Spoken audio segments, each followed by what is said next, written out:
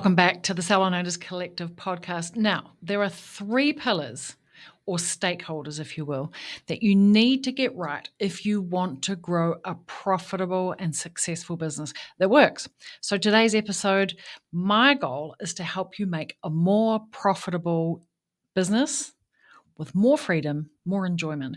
And freedom means different things to different people, of course, like freedom of mind, freedom of stress, freedom of time, freedom to be who you want to be with, when you want to be with them, how you want to be, like whatever freedom means to you. Most people want more of it. I think we can all agree on that.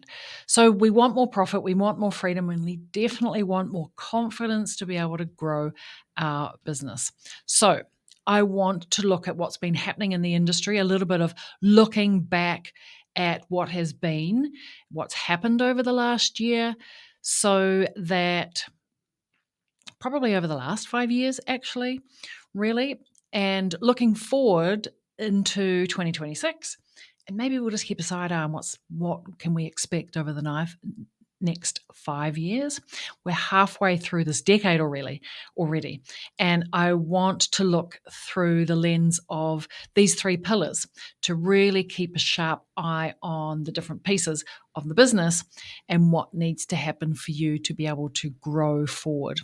So the last 5 years, well, they've been pretty chaotic to say the least, and every year has been different from the one before. And I'm sure back in the day, do I dare say that we used to look back at a decade and say, well, that decade was like this and the next decade was like that. But I now feel like every year has a different decade, so it's different and it's changing fast. And it's important to look at where we have been so we can accurately predict where we're going.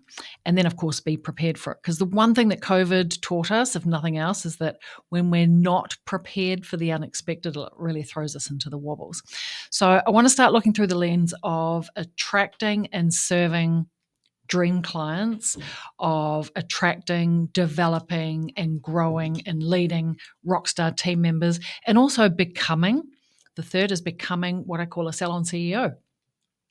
Become the leader, become a strategic leader in your business so you're a confident business owner. I feel like that is fair and reasonable.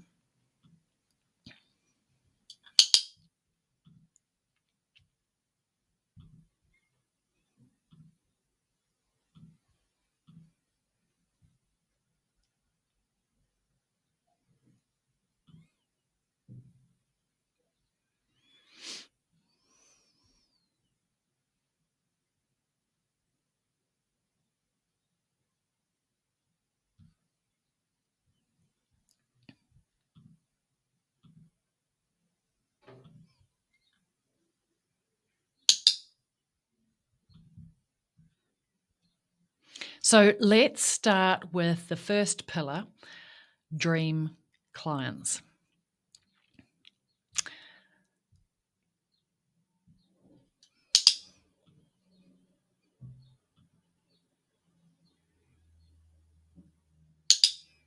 Okay,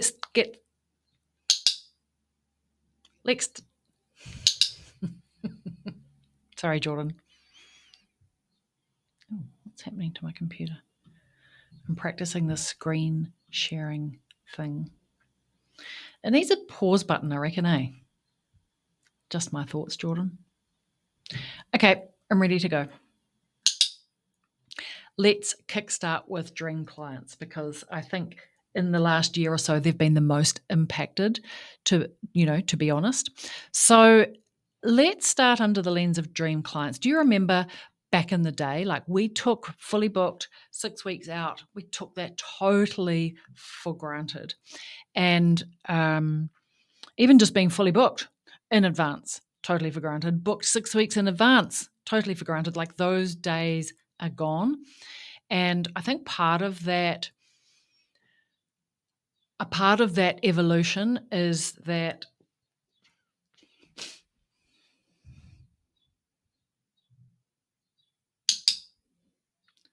sorry, we're going back to this one. Sharing screen's not all it's cracked up to be. Okay, start again. The first pillar, and let's kickstart with dream clients, because I think over the last year or the last 5 years, they've been the most impacted. Do you remember a day back in the day when we took for granted, only now we recognize we took for granted being fully booked 6 weeks in advance? Those days are gone. And I think now we're in a world where we're competing for discretionary spend, and clients are making decisions like, do I buy the new pair of shoes? Should I upgrade my mobile phone? Or do I have my hair done? Or do I choose to buy a package of IPL? And client visits are down, mostly impacted in 2025, but rising costs have skyrocketed. And to add insult to injury, AI is confusing the heck out of everybody. It's scaring people into what is happening. What is this confusing and changing landscape where we have to now start thinking about competing for clients? But I think the future of 2026 is that we'll start to step away from that. And the opportunity that we have is that not all clients are created equal. Not all clients are affected by rising costs and all the doom and gloom. We can't change the world in our little corner of the world in our salon. We can't change the corner of the world, but we can choose to change and pivot given the external environment. And moving into the new year, we're really going to see that the health, wellness, and beauty becomes a microclimate of its own, like a category of its own, and it will be the sought after solution to people all around the world. In an online world where AI can do so much for us, people will start to move back to physical experiences. They care more for their health because information is available to know what that is. Wellness becomes a priority, and I think beauty is wrapped into that category. And so in an online world, people are going to start feeling okay about prioritizing themselves and enjoy a little bit of luxe and not feel guilty about those luxury pleasures. People will start to budget for it. This will become the new norm. But I wanted to circle back to that comment of not all clients are created equal. And as the gap starts to emerge between the have and the have-nots, we have an opportunity to serve the clients who have and choose to prioritize health, wellness, and beauty. And I think that's the opportunity that we have lying in front of us as we step away from 2025. That has been hard and challenging, and we have this opportunity to really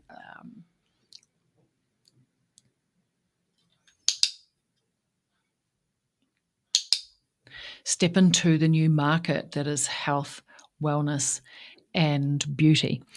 And I think that's the opportunity as we step into next year to not only prioritize that, but really our brand to lean heavily into that. Number 2, I want to look at the second pillar, which is attracting, building, and developing a rockstar team. And so if we think about the previous business model of the hair and beauty industry, is back in the day, if you wanted to raise revenue in your business, you would think, well, I need another team member. And more team meant more revenue, which meant more profit for the business owner. Without a really clear model for leadership and development of people, large format teams became really challenging. And a lot of owners come to me and say, I don't want to have a large team. Large team equals more problem. And so if we can't have more team members to make more revenue, I see people choosing to shrink into, I'll have a small team. I won't have my hopes and dreams too high because I don't want the problem. And I think that's going to hold us back, because in 1992, do I dare say, when I left my job to open my salon, I was turning over in revenue $2,500 a week. And the average stylist or therapist, I did the research last year, turns over in revenue in 2025 2,500. That's pretty alarming to me. And so we can't afford to play the volume game because costs have gone up, average minimum wage has gone up like 360%. I can't remember the exact number now, but like it's a massive amount. Actually, I think it's 130%. In any case, I've got a podcast further back about that. In any case, costs have risen, revenue hasn't, and so what gets squeezed is profit. And so more and more salon owners are not profitable, not paying themselves, and unfortunately, that's why more salons are closing. And so in the past, we've been led or managed demand by the ability to have team. And because of rising costs, now we're faced with, one, we can't find team because we can't afford to pay them enough. And people are leaving our industry to go and work at, as a front of house or a receptionist because they get paid more. And I just think that's so devastating because too many salons are busy and broke. And the owner goes back on the floor to fill the gap. It just becomes messy. The business owner is on the floor generating income.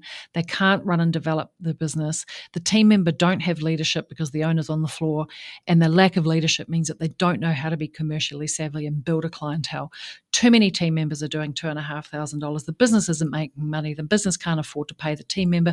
Team member gets sick of not getting paid and having no career pathway, and they leave. And then the business owner is back to being more busy because they have to now do all the clients because the team member left. Oh, do you feel exhausted? I do. And so we go round and round in the circle, and it's the busy but broke cycle. And as we start to look, as we look back at 2025 and say, fuck, that was hard, and we start to look forward into 2026, we have to pay our people better. I'm on a mission to help salon owners pay their team members $100K a year. But to do that, they need to be turning over $5,000, $6,000, and $7,000 a week in revenue. So if you think about this, if you had 4 people doing $2,500 each, you do $10,000 a week in revenue, which is about $500,000. If you had 3 people doing $7,000 each a week, it's more than $1 million in revenue just with 3 people. And so I think we need to do business in a better way. We need better clients, 5-star clients, to be served by better team members, not more team members, better quality, go deeper, get paid more. And this is a way easier business model. And so we need a simple path to growth, not a complicated path to growth. But as the business owner, you need to be able to lead the team and show the team how to do that. Like that becomes the queen move in 2026 as we start to move towards 2030. All right, the last pillar is actually called the Salon CEO. And that pillar is obviously about us, how we lead, how we show up for our business, how strategic we are, and how profitable we are. And so if we want to grow a successful and profitable business, we need to nail this pillar. And if you think back to the years that have been where we came from, too many business owners are just winging it. Like me, when I left my apprenticeship, 6 months out of my apprenticeship, I opened my salon. I had no clue. My North Star was to do everything the opposite to the boss that I had. Bless her, I'm sure she tried. But I would watch her and go, well, I'm not going to do it like that. And I would do the opposite. I was otherwise winging it. And I was behind the chair. And I was self-made. We made the money. But at some point, we stopped growing until I went and got a mentor and learned the hard but the fast way. No, the easy but the fast way. Too many owners, if you think about 2025, are just over it. They're ready to quit. They're ready to leave. More businesses are closing still than ever. And after 5 years after the turbulence of COVID and the turbulent years every year thus far, we're exhausted. And owners are exhausted. And they're choosing to either walk away or to sell and move to another country and just work for somebody else. So that's the first challenge. We're over it and we give up, or we become the bottleneck because of the little cycle that I ranted on about just a moment ago, which was I'm back on the floor. I can't find the team. We're busy, but I'm broke because too many of my team are doing $2,500 and I'm making all of the money. And we become the bottleneck. So if we want to make a queen move in 2026, we have to do something different. And we believe in a team-led infrastructure. Systems and processes shall set you free, and that gives the power to the people to lead the team because they're really clear on their role, the system, and the process. And so our goal for you in 2026 is that we build more $1 million salons and partner with you to build $1 million salon, not because it sounds great, but because we want you to have a 15% profit margin. We want you to be able to pay yourself a salary of $120K a year. We want you to have 5, 6, and 7K a year team members who can earn $100K in revenue themselves, in wages themselves. But to do that, you need to become a strategic, leadership-driven, confident business owner. And just like when you did your apprenticeship for your hair and beauty apprenticeship and you learnt the skill of becoming a service provider, you just need to learn the skill of being a business owner. It's not terribly hard and difficult. You just need to know the steps. And so I think for those that want to not only survive in 2026, but thrive and be profitable, we just need to step into our role as a true salon CEO. And 2026 will reward the salon owners who choose to lead, like step up to become the 1%, not those that just sit in the treatment room hoping that things are magically going to become easier. Do you know, like these moves, when we look back at the year that's been and back at the last 5 years that have impacted business this year, then we can really step into next year with clarity and confidence.